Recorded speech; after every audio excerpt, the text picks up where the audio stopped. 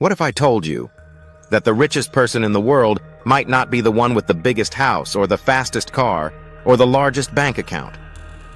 What if I told you that the richest person might be the one sitting quietly in a small room with nothing but the sound of their own breath and a heart that whispers, "I am enough"? We live in a world that tells us wealth is measured in numbers. Net worth, salary, likes, followers. But beneath the noise, beneath the endless race, there lies a truth so simple it feels almost radical. The richest man or woman is the one who finds contentment in the least. This is not a slogan. It is not a line from a self-help book. It is a way of seeing, a way of living, a way of being fully alive. And today I want to take you on a journey. Not just through words, but through the landscapes of history, the struggles of ordinary people, and the quiet corners of your own soul. This is not a lecture. It is a story. A story about enough. When I was a child, I remember visiting my grandmother's house. It was small, creaky, and filled with the smell of old wood.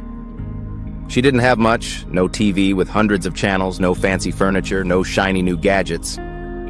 And yet when we sat at her table with a loaf of bread, a bowl of soup, and her laughter filling the air, I felt like a king. I didn't know it then, but she was teaching me one of life's greatest lessons. Wealth is not what you hold in your hand. Wealth is what you hold in your heart. But somewhere along the way we forget. We grow up. We get told to chase more, buy more, become more. We're told we are only as valuable as our paycheck, our possessions, our popularity. And so we run. We run faster and faster, hoping the finish line will make us whole. But the line keeps moving, and the emptiness keeps growing. Have you ever noticed how quiet it feels when you finally stop running? That silence can be terrifying. Because in that silence, you are left with yourself.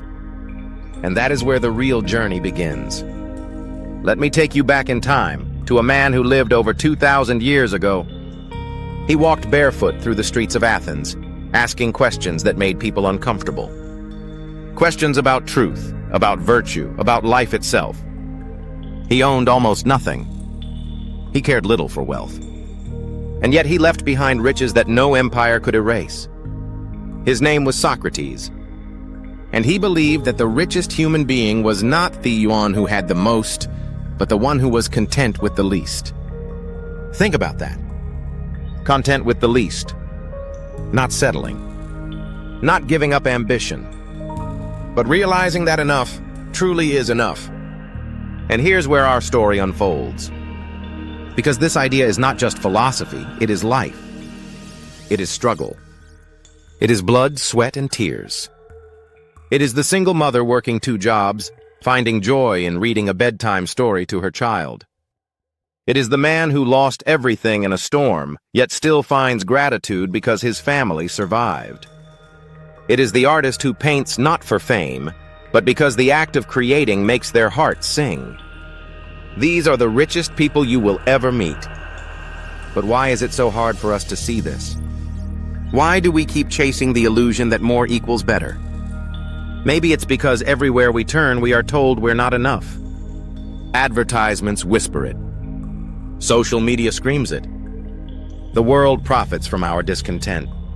If we ever truly felt we had enough, entire industries would collapse.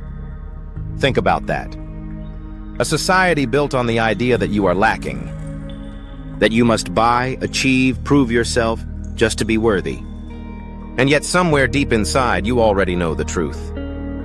You felt it in small moments. Holding the hand of someone you love. Watching the sun set after a long day. Laughing so hard your stomach hurts. Those moments, those ordinary, extraordinary moments, cost nothing. And yet they fill you with a wealth that no bank can measure. There's a story I want to share. It's about Diogenes, a philosopher who lived in a barrel. Yes, a barrel. He rejected possessions, believing they distracted from the essence of life. When Alexander the Great, the most powerful man of his time, came to visit him, he asked, "Is there anything I can do for you?" And Diogenes replied, "Yes." "Step aside." "You're blocking my sunlight." Imagine that. The conqueror of the known world standing before a man with nothing, and realizing that perhaps he was not thericher of the two. Because what can you give to the person who already feels they have enough? Now let's pause. Because I know what you might be thinking. Does this mean we should all give up our dreams? Stop striving? Sell everything and live in a barrel? No. That is not the point. The point is not to abandon ambition, but to question its purpose. To ask yourself, am I chasing this because it truly matters to me, or because I am afraid of being seen as less? Am I building a life that fills my soul, or one that simply looks good on Instagram? There's a difference between achievement and attachment. Achievement can be beautiful. It can be an expression of your gifts, your discipline, your creativity. But attachment says, if I don't have this, I am nothing. And that is the prison we must escape.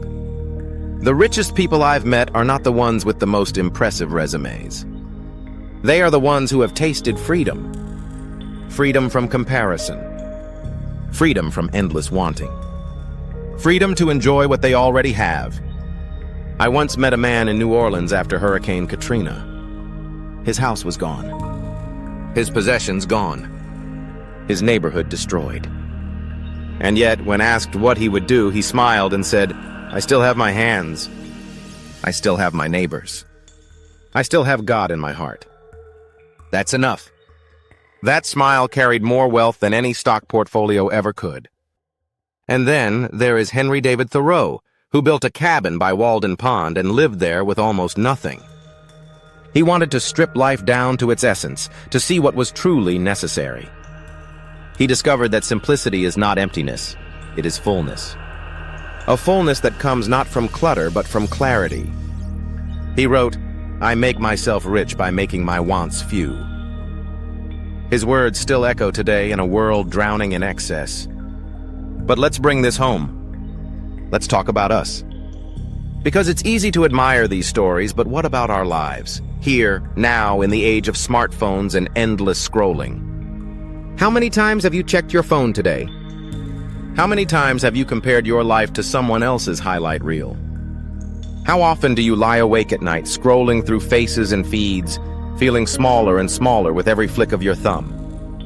We are drowning in comparison. And comparison is the thief of joy. It convinces us that no matter what we have, it is not enough. That no matter who we are not enough. But here is the radical truth. You are already enough. Right now. As you are. You don't need another promotion, another gadget, another like. You don't need to become anyone else. You only need to see what has been there all along. When was the last time you sat still and let gratitude wash over you? Not for the big things, the car, the house, the title, but for the breath in your lungs. For the friend who picks up the phone when you call. For the warmth of sunlight on your face. These are the treasures hidden in plain sight. And when you learn to see them, you realize you are wealthier than you ever imagined. I remember visiting a family in rural Kansas. Their home was simple, almost bare. The table was old and worn. The chairs creaked. But as we sat down for dinner, I felt something profound. The father told stories. The mother laughed. The children sang between bites of food. There was no extravagance, but there was abundance. Abundance of love, of connection, of joy. And I thought to myself, this is wealth. This is what we're all searching for, whether we know it or not. So let me ask you, what does wealth mean to you? Is it the things you own, or the moments that own you? Is it the number in your account, or the number of times you've been moved to tears by beauty, by kindness, by love? Because here's the truth. You can have everything and still feel poor. Or you can have almost nothing and feel like the richest soul alive. The difference is not in what you possess. The difference is in what you perceive. And so the journey is not about acquiring more. It is about awakening. Awakening to the richness already within and around you. Awakening to the power of enough.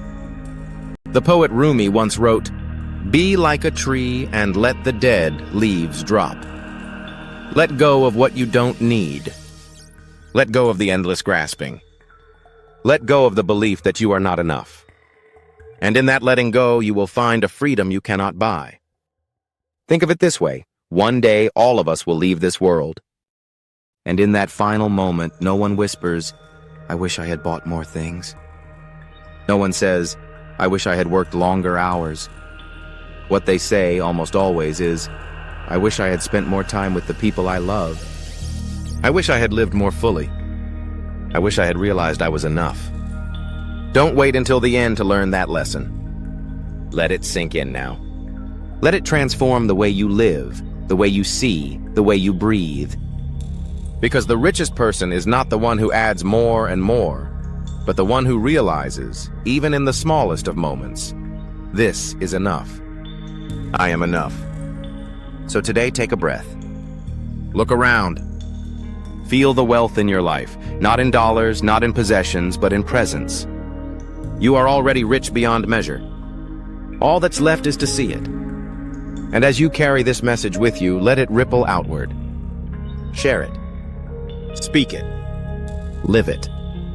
Because when we remind each other of this truth, we begin to heal a world that has forgotten what true wealth is. This is the heartbeat of Daily Drive Dose. If these words have touched you, let them flow further. Like, share, subscribe, not as a transaction, but as a continuation of the story. Together, we can remind the world that the richest life is the one lived with enough. The richest life is the one lived with a content heart. And in that, you already are the wealthiest of all.